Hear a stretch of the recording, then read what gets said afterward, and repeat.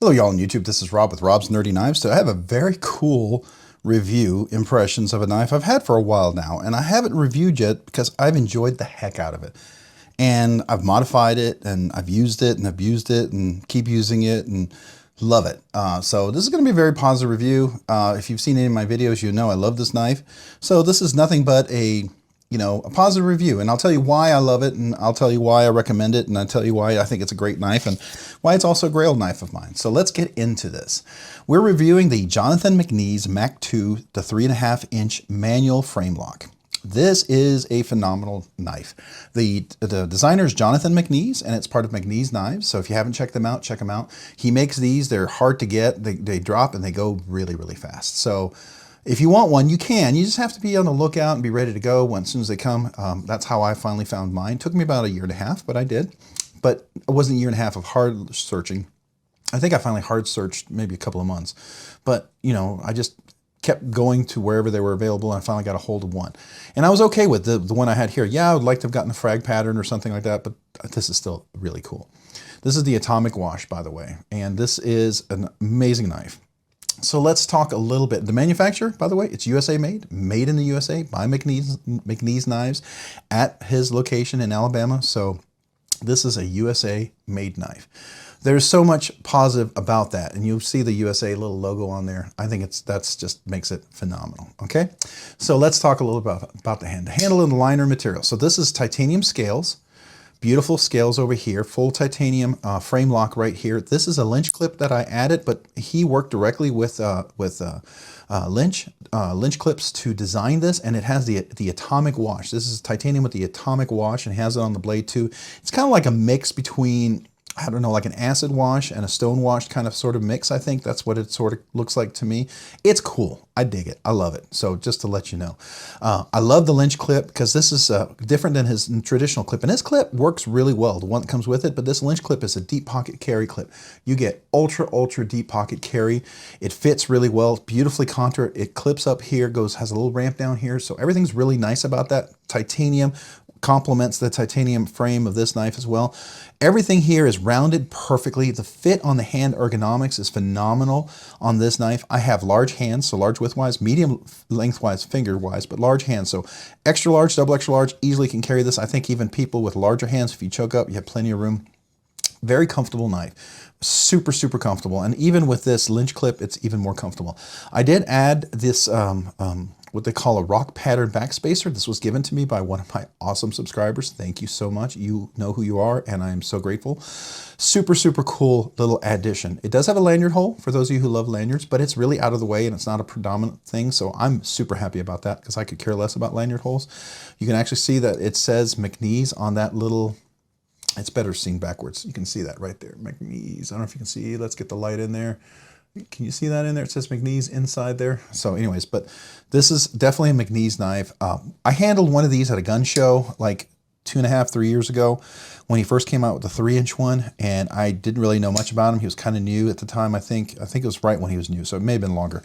But I handled one, and the action was this beautiful, buttery, ridiculous action that I'd never experienced before.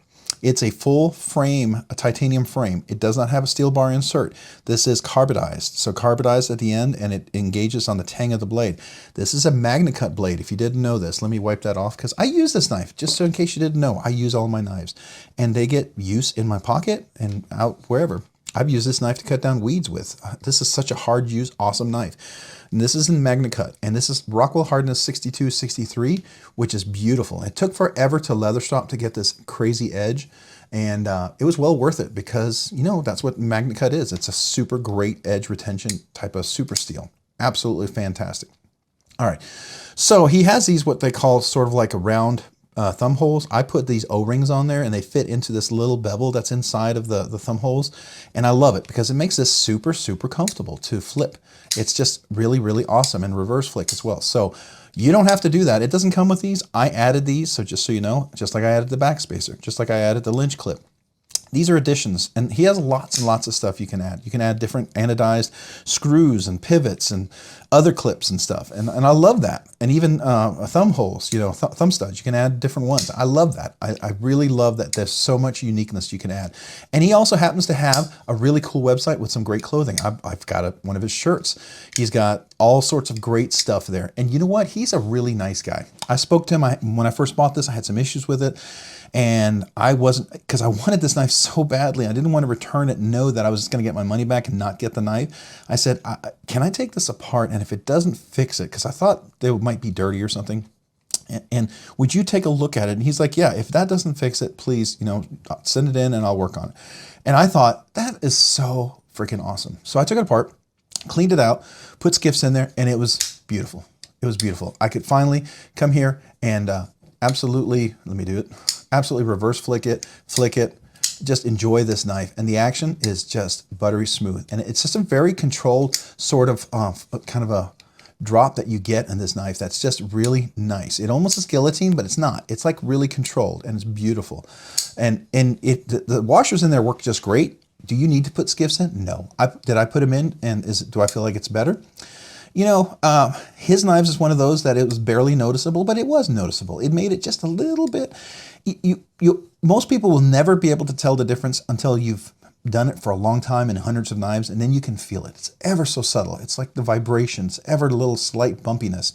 It's the difference between, I think, like, you know, I don't want to say I'm a master, but I've just had a lot of experience, okay? Had a lot of exposure to stuff like that, and I can sense those little minor details where most people might not, because they're not important to them. And those things are to me. I'm a very detail-oriented person. I'm an analyst. I'm an IT guy, but I'm predominantly a very detail-oriented analyst, and so I like things like that. And the details in this knife are amazing.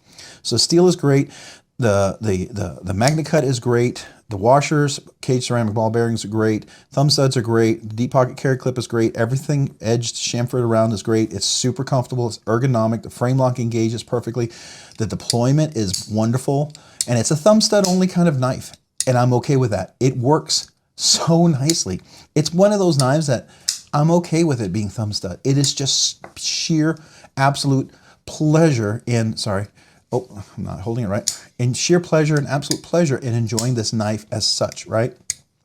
Now, I haven't carried this in about a week or so, so I'm not, when I carry it, I like to fidget the heck out of this knife. But I wanted to do a review on this to kind of talk about it because I've had it for a while and I love it. So that's the opening and closing, the lock type. It's a frame lock. We talked about the carbonization. So let's do little measurements on this, okay? Let's do our measurements. Oops, we got a little piece of paper there. That was for work, if you saw that. All right, so let's see what the weight is in this. So it's 4.65 ounces, 4.65 ounces, which seems kind of heavy, you know, but if you look in here, it's got a lot of nice weight relief that's going on in there. I did add the back spacer, that probably added a little weight. I did add a more robust deep pocket carry clip, so that probably did add some weight. So just keep that in mind. Probably could take a few ounces off of that. Let's look at the overall length on this knife. Now, there's a 3 and a 3.5 inch. I have the larger one, and this one is 7 and I want to say 7 and 5/8 inches. Get that right to the tip. So it's, yeah, about 7 and 5/8 inches long, total length.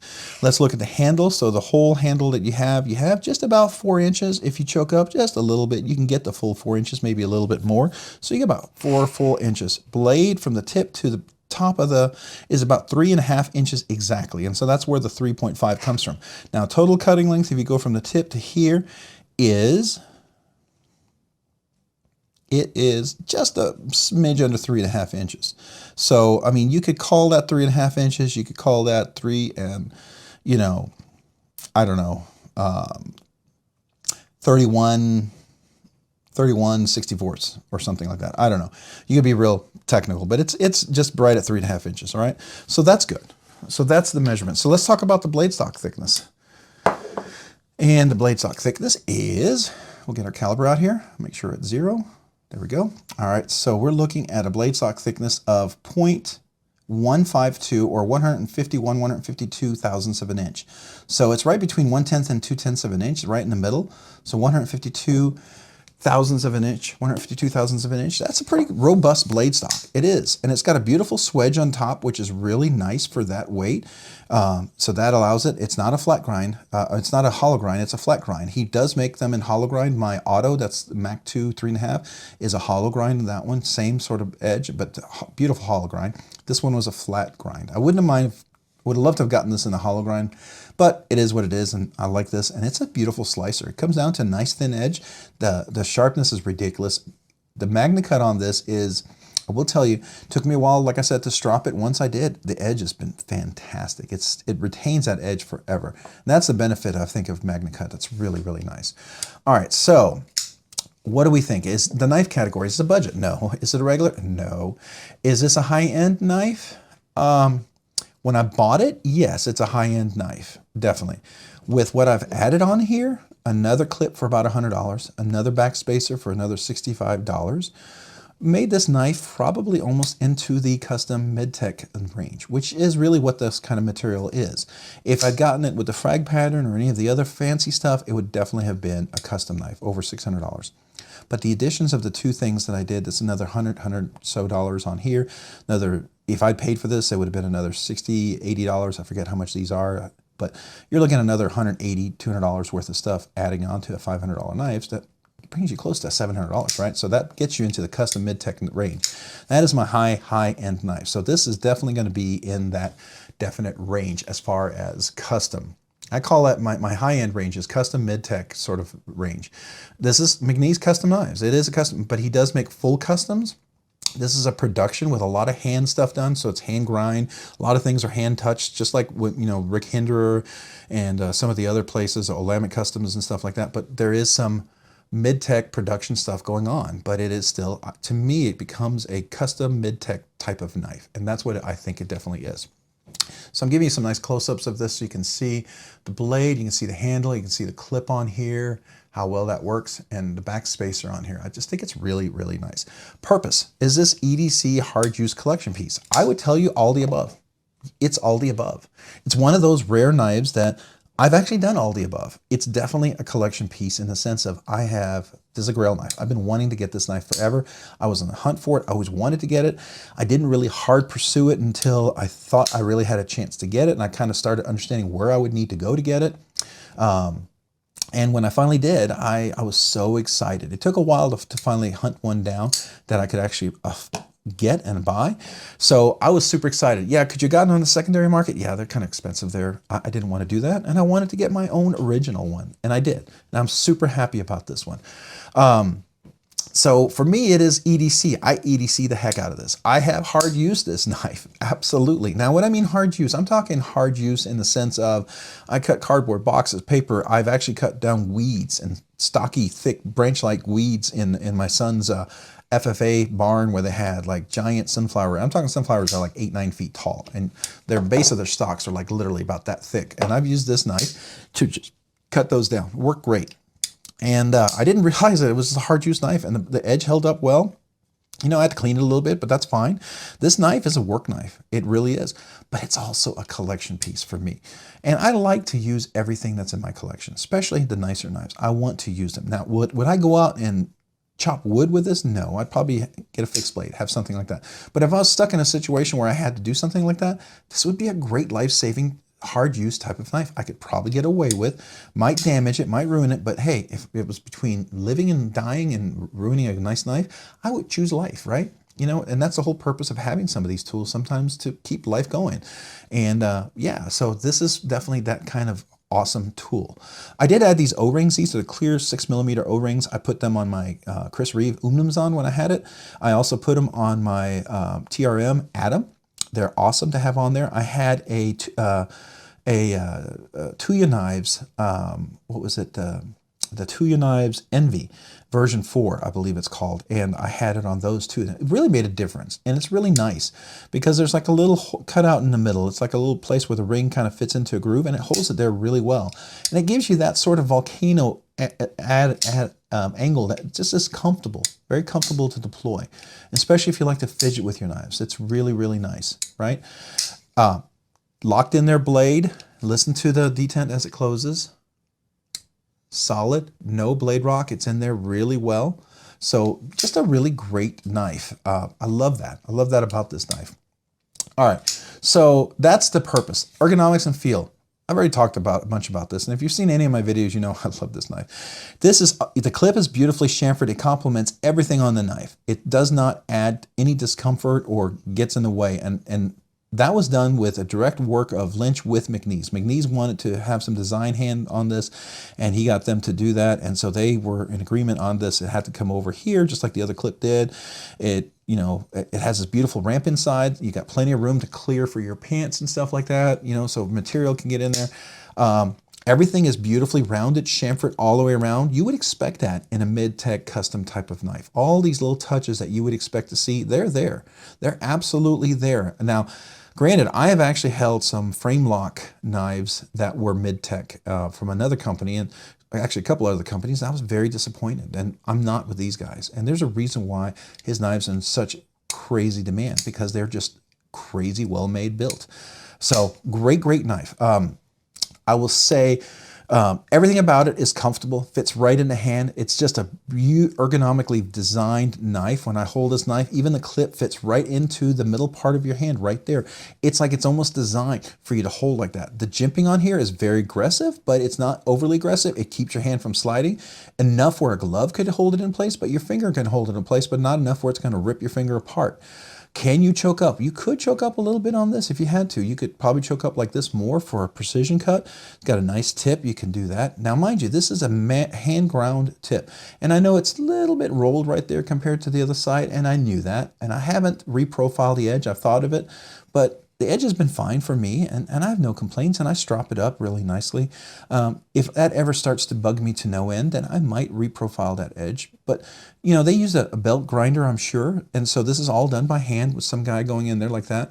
Who knows, maybe even Jonathan did it, and maybe somebody said, hey, Jonathan, right as he was doing it, and he got one distraction, and it rolled it just a little bit. I'm okay with that. I got a hold of his knife. I own it. To me, that's the littlest thing, because it's still sharp, crazy, works great. If that's the worst thing about this knife, then I'm okay with that. I really am, right? I really am. And I love this knife. By the way, it's dead center, in case you're curious. Dead nut center, absolutely. Now, it may look a little weird, but that you got to realize it's a manual grind knife. And so you can actually see the swedge. Let's see if we can see the swedge. The swedge is, oh, come on now. Let me do this over here like this. We get to focus. If you can see the swedge, it is the way the swedge, it's like it's a little thicker going here and got a little thin here. And that is, I'm sure, in going through the manual grinding of the machine. You get that kind of stuff in mid-tech custom stuff. It happens. If you don't like that and you want absolute 100% precision, get yourself a production knife. Get yourself that goes through all machines. It's all laser done. There's no human touch to it. It's all between a machine. And you will probably be very happy with the precision of that. You just won't get some of that feel and aesthetics that a hand touching of a knife brings you. There's just something when it comes together and fits and feels just right. When people handle this, and especially a professional like McNees and McNees Knives, you get that feel of a knife that's just very special, right? So I will just tell you, I think it's absolutely worth it. So opening closing is beautiful. It's a dream. It always was from the very first time I handled at McNees and the gun show years ago, and I said, man, I got to get one of these. I always knew that, but it was so much money back then, and I never thought I would spend that much money in a knife in my life. And you know, I've since surpassed that, yes, and I realized that was kind of a, I no longer say that. I just say that. I just say that at this point in my life, I may not spend that much. How about that? So let's get into, we know the opening closing is beautiful. It's absolutely a dream. What about the fidget factor? So you don't get a flipper. You don't get a middle finger reverse flick where I can get my finger in there to flick it out, because the detent is really nice and strong, and it just doesn't really work with a middle finger reverse flick. That just doesn't, it's just not there, right? It's not enough of a flat grind for you to get in there. It's really flat up there. You need to have a little leverage, so a hollow grind might work, but it would need to come up a little higher so I can get in there in the groove. Kind of like I can on my Arno, but my custom, not Arno Bernard, but well, I can do it on my Arno Bernard, but my custom Trevor Burger, I can do that. It's a thumb stud primarily, but guess what? It's exquisite. It's fantastic. So fidget factor, as far as, you know, how much fidgety goodness does it have? Well, the thumb studs are outstanding, and that's why I'm going to give this a 5. I never do that with one single deployment type. I've done that with, oh, I've done that with a flipper with like the Shergorov. I've done that with a custom Polish knives, yeah. I haven't reviewed them yet, but that's what I would probably do with those because I really feel that strongly about it. So yeah, I did it with the McNees Auto. Yeah, I think I did it with the McNees Auto. So this is a 5 out of 10 because the way you can use the thumb stud, it just works beautifully, right? It's a dream. It's fantastic. It's excellent. So it just works nicely, and it's just such a nice, strong deployment. Even for just being thumb stud, I'm okay with this design. It's just one of those knives that's done so well that no complaints. So 5 out of 10, which is a really big compliment for just having thumb studs. Well, out of fidgety goodness. So out of those 5, how good does it fidget? How good is the fidgety goodness? I mean, is it good? Is it really good? Is it excellent? It's 100%. It's an A+. It's fantastic. If you're going to do thumb studs, this is how you should do thumb studs.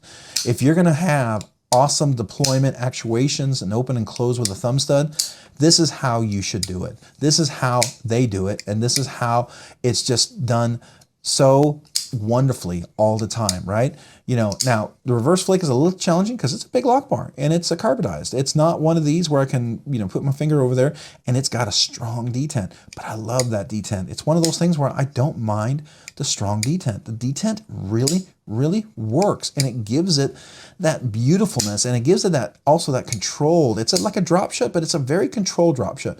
It's not like it just free-nilly falls. It's going to just bounce all over the place.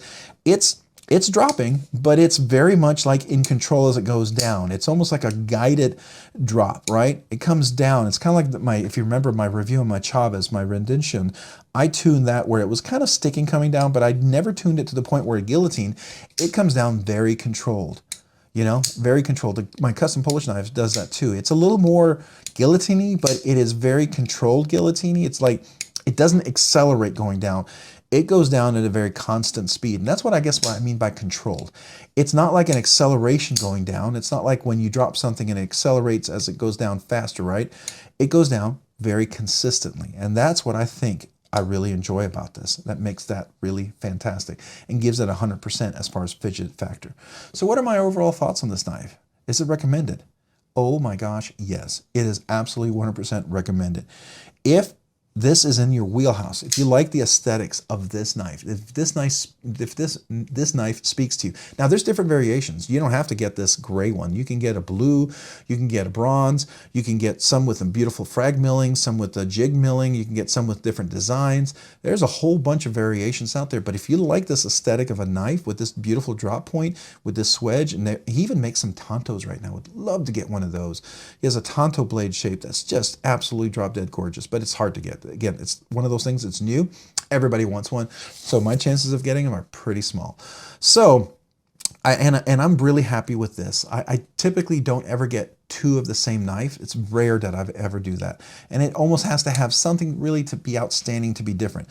So if I were ever to get the Tanto, it would have to be decisively different. Maybe not the atomic wash. Maybe it has a jig pattern or maybe it's a frag pattern, and maybe it's a different polish. It's a satin polish or a stone, maybe a stone wash pattern instead for the atomic wash.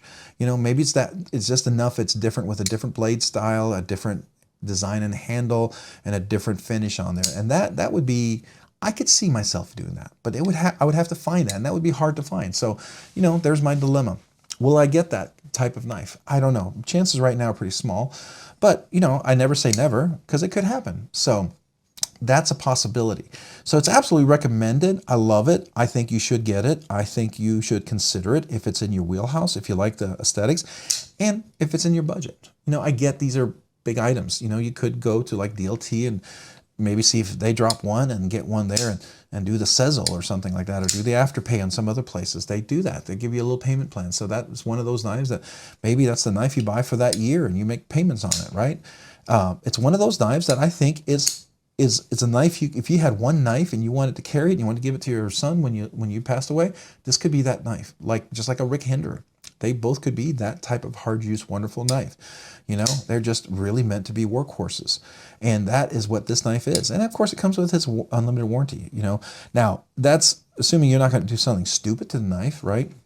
But it is warranted for defects. Like if the titanium lock bar just cracked because maybe there was some, you know, defect inside there where there was bubbling inside and you didn't know it and it just cracked. You know, if the pivot just broke, maybe it just fractured or something, you know, that things like that would be covered, right? You know, things like that. I do believe those are all things that, you know, I'm just throwing it out there. I don't know exactly, but I could see that being covered. So yeah, I love this knife. I recommend this knife. I think it's worth considering. I have enjoyed this knife and I will continue to enjoy this knife and I will continue to carry and use this knife. And I think, you know, you will see that as well. Oh, by the way, I didn't even talk about the lock bar. The axis in here, it's a really nice cutout and it does have a little relief. You can see that. And when you get to it, it is so easy to disengage. It really is. It's not uncomfortable. It's not exhausting. It's not one of those knives when you disengage it, after a while your finger gets tired or sore. It is just really ergonomically comfortable. It fits and it works just like you would want it to work. And that to me is a great design. So yeah, I've got a lot of positive to say about it. I've enjoyed this knife. I've had it for a while now and I've enjoyed carrying it. I've enjoyed using it. I've enjoyed talking about it. I enjoy showing it off. It's very much a regular part of my rotation, my EDC rotation. So it's definitely a favorite. It probably would fall into one of my, if I had a top 10 knives of all knives, this would fall into that. So there you go. All right, so that's my review and long-term impressions of this knife. If you guys have any questions about that or about the knife, please comment down below, let me know. And, you know, I would love to hear from you and any ideas for Rob's ramblings in the future, I'd love to hear that as well. Hey, if you found this content fun, interesting, worthwhile, entertaining, or informative, would you please consider hitting the like button down below. And if you've already hit the like button, would you please consider hitting the notification button? Sorry, not notification, the subscribe button. If you've already subscribed to if you hit the, oh gosh, let me start that over. Wow. If you've already hit the subscribe button and the like button, I really appreciate that. It really helps the channel produce more content, do more things, and ultimately do more things for you. So thank you, thank you, thank you very much. And if you've done all that, then hit the notification button so you can be subscribed to future content when I drop it. And if you haven't already, maybe check me out over on Instagram at robs_nerdy_knives. Again, that's on Instagram at robs_nerdy_knives. Hey, thanks so much for watching today. Have a great day and a great week. Bye.